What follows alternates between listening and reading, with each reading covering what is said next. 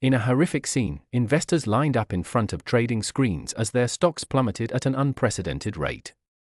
Initial reports indicate that the collapse was the result of a combination of economic and political factors, including fears of a global recession following weak economic data indicating a sharper-than-expected slowdown in the U.S. economy. A sudden interest rate hike by the Federal Reserve, which triggered a massive sell-off in stock markets, the corporate debt crisis, which raised fears of a wave of bankruptcies that could threaten the entire economy, geopolitical turmoil, which led to anxiety and uncertainty in global markets, investor panic, and billions in losses. As panic spread, the random selling of stocks accelerated, resulting in losses exceeding trillions of dollars in just a few hours.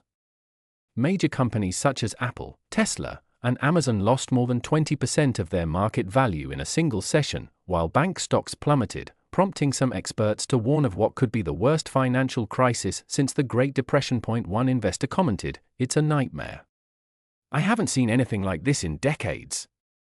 Money is evaporating before our eyes, and no one can stop the bleeding." Are we facing another economic collapse? With economic and financial tensions escalating, everyone is wondering, is this just a market correction? Or are we on the cusp of another economic collapse? Some analysts warn that this collapse could be the beginning of a global financial crisis, with major economies potentially affected by the repercussions of this free fall in U.S. markets. The U.S. Federal Reserve is trying to reassure investors, but at the same time, it isn't ruling out urgent intervention through massive liquidity injections or interest rate cuts to calm the markets.